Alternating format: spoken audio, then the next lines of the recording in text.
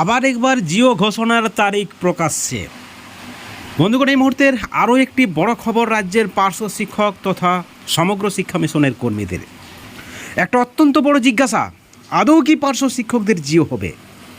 যেখানে একটি সংগঠন বলছেন যে সব কিছু রেডি, ঠিক অপরদিকে আরও একটি সংগঠন, যে সংগঠনটি শিক্ষামন্ত্রী, মুখ্যমন্ত্রী এবং রাজ্যের শাসক দলের সংগঠন রমিউল ইসলাম, যার সভাপতি, তিনি বলছেন যে মুখ্যমন্ত্রীর কোনো সিগনেচার বা কোনো অনুমোদন এখনও হয়নি, তবে শিক্ষা দপ্তর দারুণভাবে একটা প্রয়াস করছেন।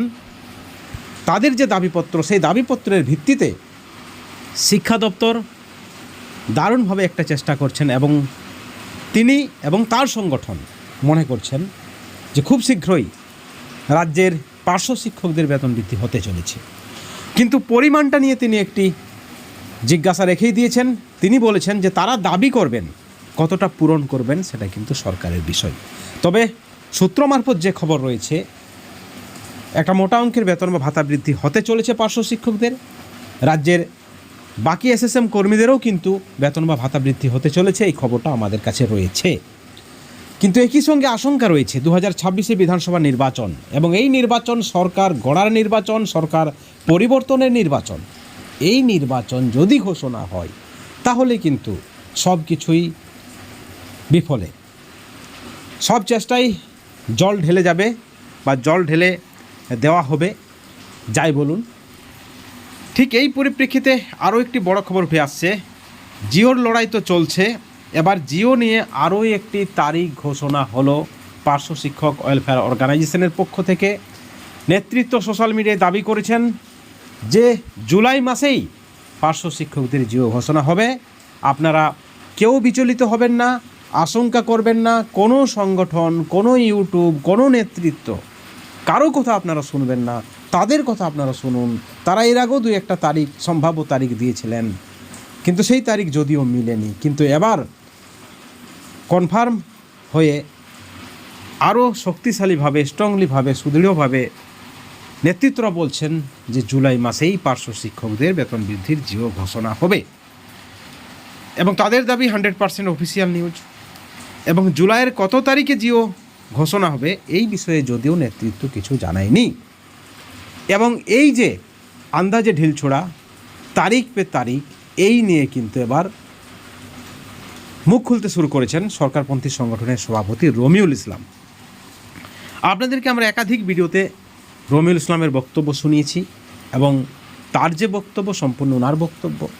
এবং উনি বলছেন যে এখনও পর্যন্ত বেতন বা ভাতা বৃদ্ধির বা সাম্মানিক বৃদ্ধির তারা 2টি ধাপ পেরিয়েছে, এখনও অনেক বাকি রয়েছে। মুখ্যমন্ত্রীর কোথাও সিলমোহর হয়নি বা সিগনেচার হয়নি। তার কথা মতো বিশেষ কাজে মুখ্যমন্ত্রী একদিন অর্থ দপ্তরে গিয়েছিলেন, এবং সেই খবরকে হাইজ্যাক করা হয়েছে, এবং সেই খবর অর্থাৎ আধিকারিকদের খবর মতো কোনো একটি সংগঠন নাচানাচি করছে, মিথ্যাচার করছে, সরকারপন্থী সংগঠনের বক্তব্য।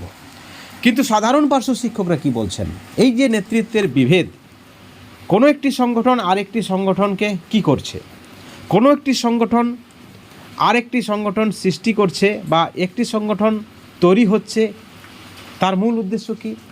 আরও একটি সংগঠনকে ছোট করার জন্য, আরও একটি সংগঠনের নেতৃত্বের বিরোধিতা করার জন্য। এবং এই ধরনের যদি কোনো সংগঠনের সৃষ্টি হয়ে থাকে, অর্থাৎ পার্শ্ব শিক্ষকদের একাধিক সংগঠন, অন্যান্য দপ্তরে যদি আপনারা দেখেন তো এত সংগঠন নেই পার্শ্ব শিক্ষকদের মতো।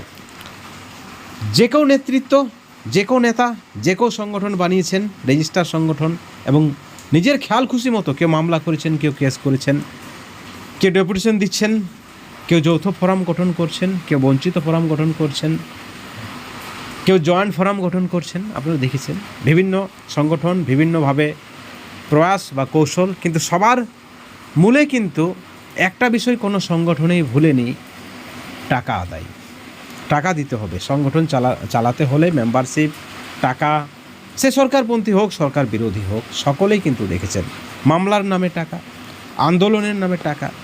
যাই হোক, অবশ্যই খরচ রয়েছে কিছু না কিছু, সকলকে সাধ্যমতো দেওয়া উচিত।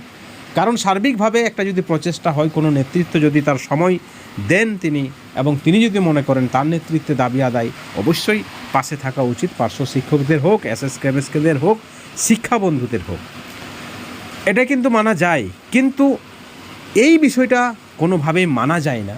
সেটা হচ্ছে যে কোনো একটা সংগঠনের জন্ম যদি হয়, সৃষ্টি যদি হয়, ঠিক অপর একটি সংগঠনের বিরোধিতা করার জন্য, অপর একটি সংগঠনের নেতৃত্বের বিরোধিতা করার জন্য, তাহলে কিন্তু আপনারা বুঝে যাবেন যে সেই সংগঠনের আসল উদ্দেশ্য পার্শ্ব শিক্ষক হোক বা এসএসএম কর্মীদের হোক ভালো কিছু করা নয়। বন্ধুগণ, আমরা জ্ঞান দিতে চাই না, আমরা বাস্তব সত্যটা, বাস্তব ফ্যাক্ট আপনাদের কাছে আমরা তুলে ধরতে চাইছি। এবং আপনারা যথেষ্ট শিক্ষিত, আপনারা শিক্ষক, আপনাদের যথেষ্ট বোঝার ক্ষমতা রয়েছে। যাই হোক, এই মুহূর্তে সব থেকে যে বড় খবর, সরকারপন্থীরাও কিন্তু একটা জায়গায় এসেছে যে পার্শ্ব শিক্ষকদের বেতন বৃদ্ধি হবে। আমরা প্রশ্ন করেছি কবে হবে, 2026 পর্যন্ত তিনি সময় নিয়েছেন। আমরা বলেছি 2026-এ ভোট ঘোষণা হলে আর তো হবে না। তিনি বলেছেন 2026-এর আগেই হবে। এখন 25-এরই অনেক মাস বাকি রয়েছে। অর্থাৎ সরকারপন্থী সংগঠনের দাবি মতো 2-4 মাসের মধ্যে পার্শ্ব শিক্ষকদের বেতন বৃদ্ধি হওয়ার সম্ভাবনা রয়েছে। এবং তিনি বলছেন যে বেতন বৃদ্ধি যদি একাধিক ধাপ হয় তাহলে 2টো ধাপ তারা পেরিয়েছেন, কিন্তু মুখ্যমন্ত্রীর কাছে দাবি বা ফাইল পৌঁছায়নি, মুখ্যমন্ত্রীর কোনো সিগনেচার হয়নি।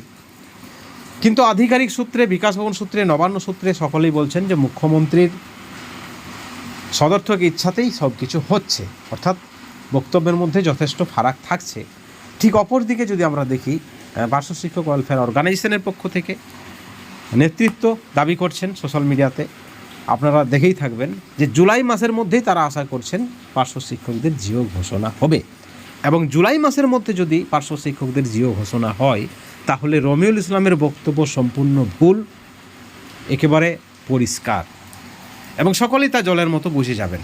কিন্তু যদি জুলাই মাসের মধ্যে জিও ঘোষণা না হয়, পার্শ্ব শিক্ষকদের বেতন বা ভাতা বৃদ্ধিতে 3-4 মাস সময় লাগে, তাহলে আপনারা জানবেন যে রমিউল ইসলামের কথাই সঠিক। যে চেষ্টা তারা করছেন বা শিক্ষা দপ্তর যে একটা চেষ্টা করছে, তার ফলেই পার্শ্ব শিক্ষকদের বেতন বৃদ্ধি হচ্ছে।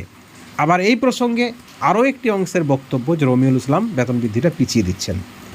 একজন পার্শ্ব শিক্ষক দাবি করলেন যে আব্দুল সালাম স্যার যে প্রচেষ্টার মাধ্যমে, তার চেষ্টার মাধ্যমে তিনি যে পার্শ্ব শিক্ষকদের একটা মোটা অঙ্কের বেতন বা ভাতা বৃদ্ধির প্রায় সব কিছু রেডি রেখেছেন, জিও পর্যন্ত যে কোনো সময় ঘোষণা হওয়ার সম্ভাবনা রয়েছে, সেখানে নাকি রমিউল ইসলাম বেইমানি করে সেটা কিন্তু কমিয়ে দিচ্ছেন।